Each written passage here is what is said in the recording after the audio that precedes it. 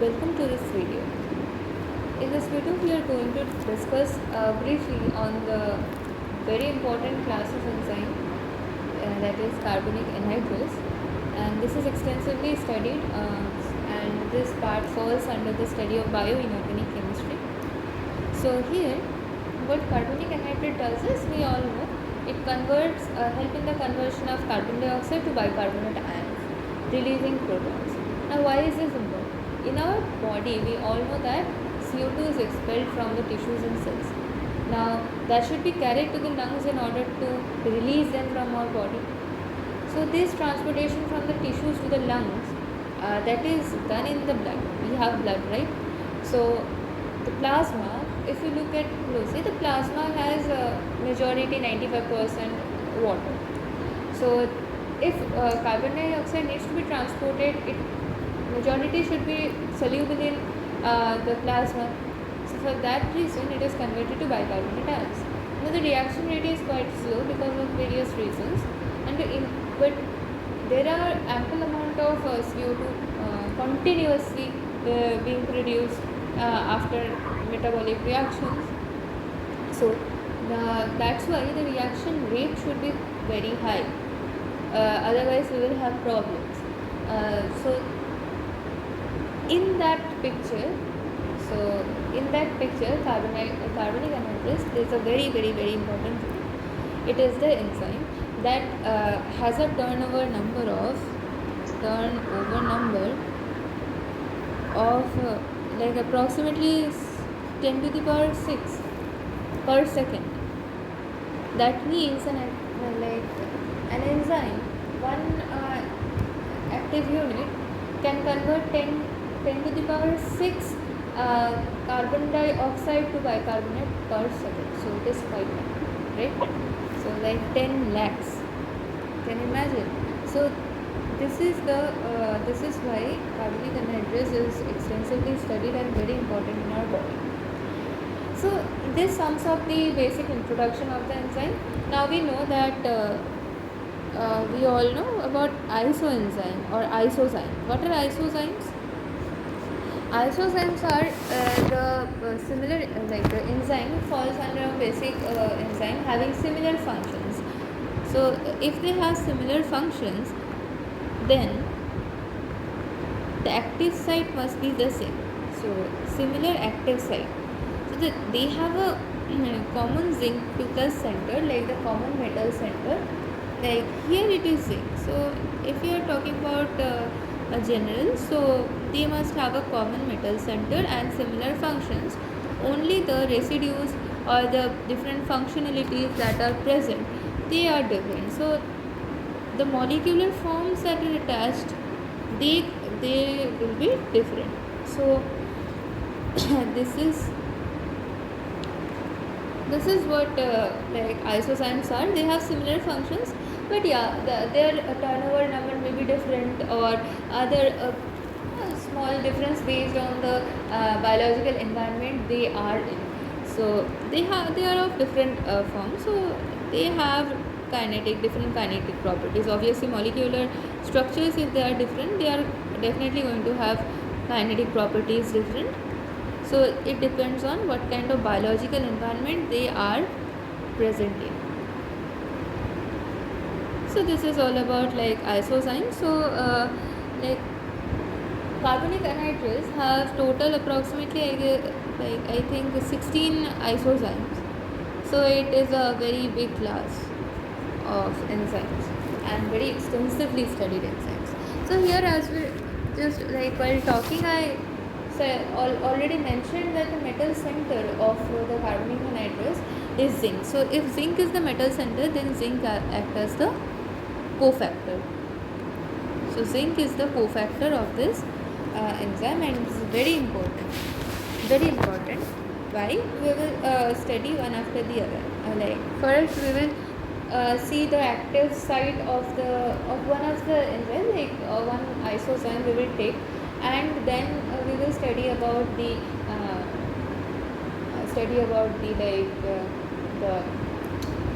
the mechanism of catalytic cycle. So detailed structure we will see first.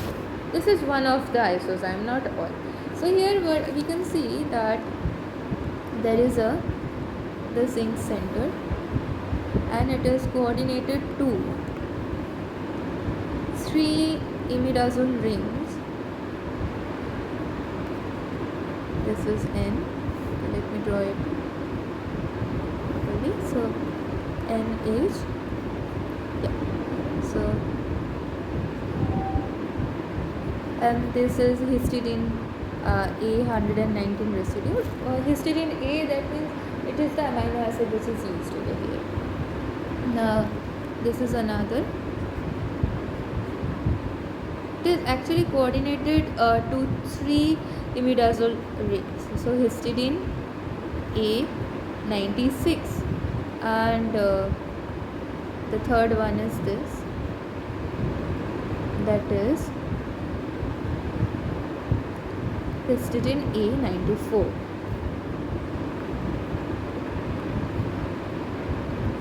So the nitrogen, through the nitrogen atom, it coordinates to 3 histidine amino acid residues, and one is coordinated with the water molecule.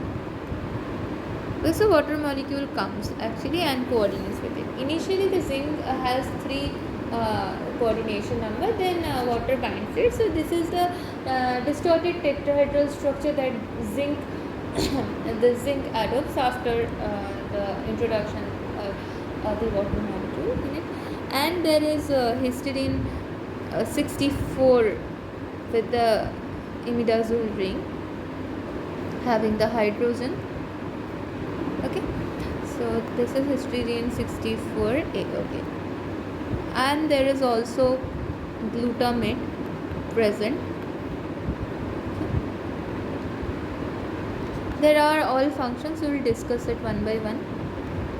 So this is threonine 99A having the OH. So yeah, so we can see that there is a zinc metal center, and along with it there are the large hydrocarbon chains of the like the chains of the amino acids, and there is one free amino acid, that is histidine, particularly positioned here.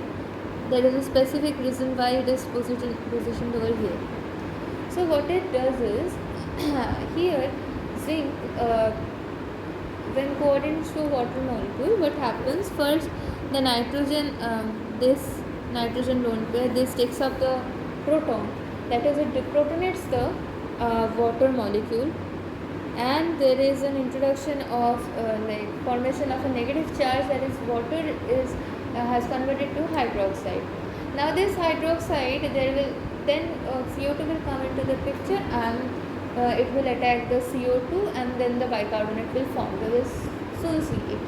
And once we study the catalytic mechanism, then we will understand each of the row of the structures. So the catalytic cycle.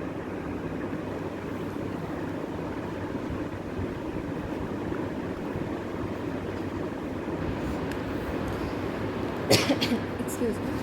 Okay, catalytic cycle. So the zinc, initially, let's say it is coordinated to the water, and here the histidine are there. So what first happens is, first the deprotonation happens. So deprotonation happens, and it is taken up by whom? Histidine 64 residue. Okay, that takes up the proton, and then it forms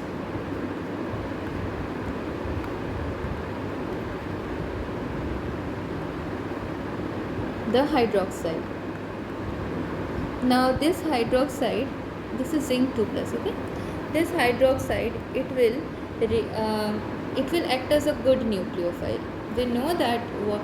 Now why hydroxide? Because water is a good nucleophile. Yeah, we know water is a nucleophile. It is a weak nucleophile, right? We know, but hydroxide is a better nucleophile.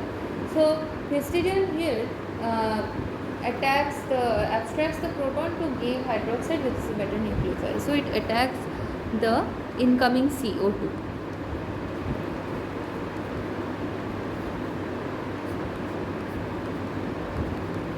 So it attacks there is nucleophilic attack on the electrophilic center and it forms a CO2, and then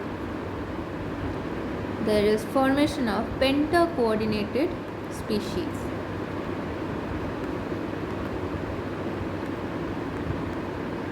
And there is C double bond O, here O minus, and it is coordinated to the zinc. Okay, so this is overall plus charge, plus 2 minus 1 plus charge. And then what happens is when water comes here, okay, then water enters, what goes out? Bicarbonate goes out. Yeah, so we can see from the catalytic mechanism that first step 1, in step 1 there is water present in it and there is deprotonation here.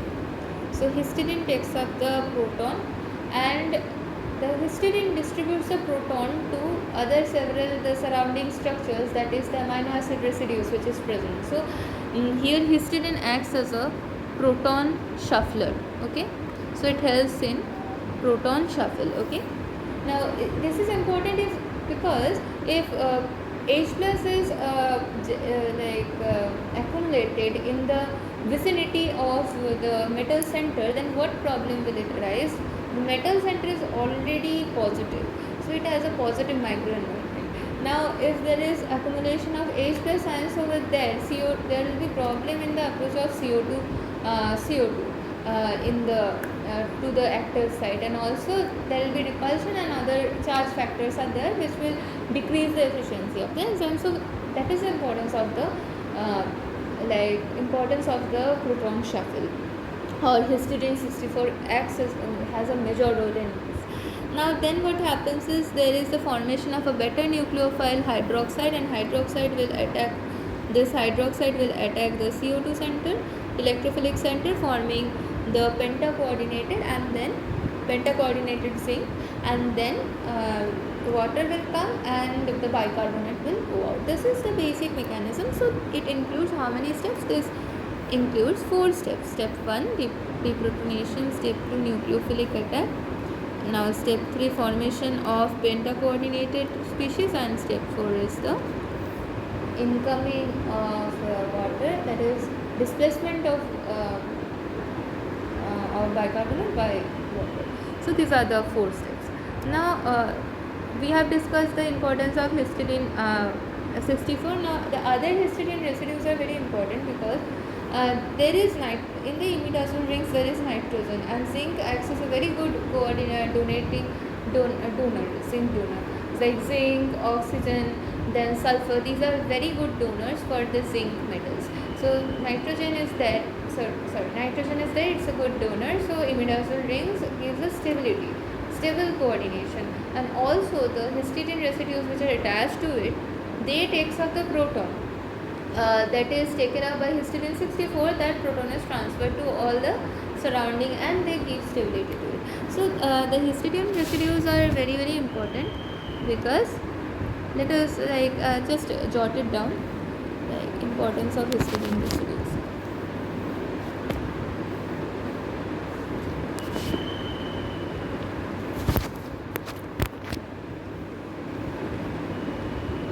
Histidine residues important is, first of all, they stabilize the active. Now they also after coordination they stabilize the active site by giving it a proper geometry, like the zinc is properly placed.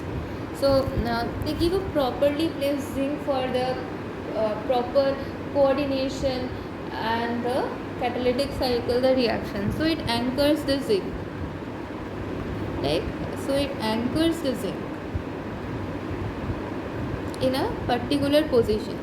Now also it maintains optimal geometry. Yeah, if it anchors, then it gives a proper geometry, and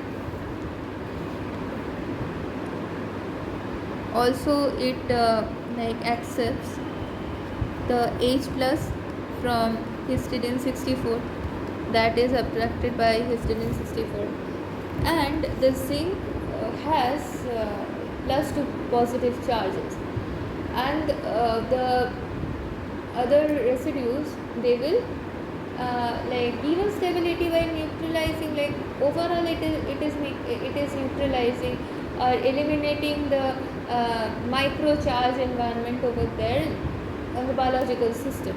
So it stabilizes like the positive microenvironment of zinc.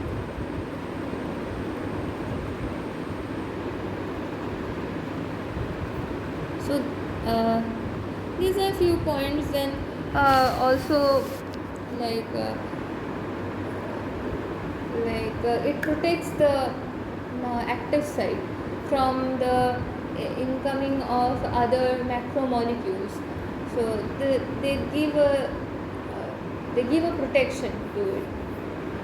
So these are the importance. Now, why zinc and not other? This is a very important question. Like, why nature has chosen zinc for the purpose? Why zinc? Why not other? It is because zinc can have coordination number 4, 5, 6 easily, and we can see that here zinc, and also 3 also. So here zinc is adopting 3, 4 and 5 very easily. Now why is this? Because zinc is now look at it, zinc 2 plus is a D10 system, and D10 system we know that if you look at the CFSE, so it has total CFSE of value of 0. So since it has a CFSE of 0, it has no preference to it. Also the charge by mass ratio, like mass by charge ratio, or how to say, sorry, the radius is very small as compared to the others. So the charge density is very high, and the size is very less. If the size is very less, so the coordination of hexa coordination preference is not that high. There will be steric repulsion, so it is not that high. So it prefers a tetrahedral geometry. And now here there comes a word term called entactic effect. Is also comes into picture. Like here what happens, shifting from a tetrahedral coordination to directly to some penta coordination, trigonal, let's say trigonal, bipyramid or anything, is very difficult. It has a lot of activation barrier. So zinc adopts a distorted tetrahedral shape which is intermediate to both, so that it can adopt both the structures geometry very comparatively easily to reduce the minimize the activation barrier. And zinc can do it because of its electronic configuration and no preference to any particular coordination number because of its null CFSE value. And also the second point is why zinc is chosen is that zinc is kinetically labile. It is kinetically labile because it is a D10 system. We know D10 systems are kinetically labile, as the electrons, if it is removed, it is removed from the higher energy T2G state, Eg star state. So which removal of electrons from Eg star is easier than removing from T2G. So this is why it is kinetically labile. And why this lability term is considered here? Because there is a replacement of water by bicarbonate and bicarbonate by water. So these things, there is displacement. It is more like it is similar to ligand dissociation, because you are displacing it, you are removing a ligand, breaking up attachment bond, and then introducing another. So that's why this term is a factor. And third is zinc has a borderline hardness. So there is a high affinity of nitrogen, oxygen, sulfur donation to it, which I was talking earlier. And zinc 2 plus is like stable in redox. It is not like copper 1, which disproportionates. We know, right, that copper 1 redox reaction, like copper 1 is unstable in redox, it disproportionates to copper 2 and copper 0. So that is why zinc is comparatively stable.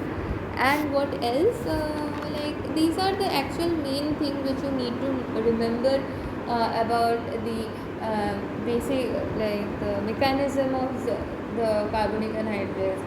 Then why zinc is important, why not other metal? If you use cobalt and manganese, that goes like that can replace zinc in vitro. Like it's not that cobalt cannot or manganese cannot, but there the demand that is fulfilled by zinc is not completely met by these two ions. That is why if they are used, their activity or the turnover number or the efficiency are significantly reduced. And so nature has chosen zinc. Its abundance is also good, and also it meets the demands. And here what else we need is we need to understand what else do we need to understand from here. What else? Okay, yeah, inhibitors. Like, yeah, there are some inhibitors which can be which affects the catalytic activity, because it like inhibitors like sulfonamides, and then acetazolamide. So these have what? These have amides, right? So they have nitrogenate, and nitrogen has very high affinity. So nitrogen and oxygen. So if you compare, what happens? Nitrogen's donorability is better than oxygen because of the less electronegativity. So nitrogen will donate better, even though both are good donors to zinc, but nitrogen is preferred. So what happens is we have 3 imidazole rings along with the histidine residues, and the fourth coordination is taken up by water, so which is removed and by the sulfonamide, and it is blocked. So water cannot take part in the reaction, and thus the reaction the zinc is becomes the enzyme becomes inactive. So this is how inhibitors inhibit. And also what else? Yeah, now there are some techniques to which were used to prove that why histidine is there, not other. How do you confirm that histidine is present as the amino acids? Why not not other amino acids? To prove that, certain experiments were done. One of was very important, where they used using X-ray crystallography and site-directed mutagenesis. I'll just discuss it in a very very brief thing. Like mutagenesis, they proved that it is histidine only which is present. Now, what they did is they removed the histidine, using these. They studied the structures, they studied the very anything the structures and all. Then they did what? They removed histidine, or whatever amino acid is present. They removed histidine and they replaced it by some other amino acids, and then they studied the difference in the efficiency of the enzyme, the specificity of the enzyme, or the turnover number of the enzymes. They studied all these, and then they concluded, no, that histidine is the best for this purpose. And this is what site-directed meta uses. For the site direction, site means the place. The exact place was the histidine in the enzyme. We want to, and it is mutagenesis. Mutagenesis means you are removing and you are making a new compound by replacing a particular part of any biomolecule, any enzyme or whatever. So you are directing. It's one of the good example of mutagenesis. Like you are in any like DNA or RNA, you are specifically removing or replacing one nucleotide with some other. So you are mutating it. That is a point mutation. So you are at a specific part, you are replacing it, and then you are studying the variations and the characteristics, and that's how scientists have concluded that no, histidine has the best is the best choice for it. Okay. And like the also the exact pH range is the biological pH, and the temperature range is biological temperature. So like body temperature 7 to 8 pH range, and optimal temperature is 37 degree.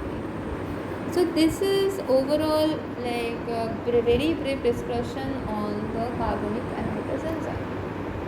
I hope you have got a like preliminary insight into this class of enzyme. Why zinc is important? Like nature has chosen why zinc, not others. So depending on what kind of activity, abundance, and everything,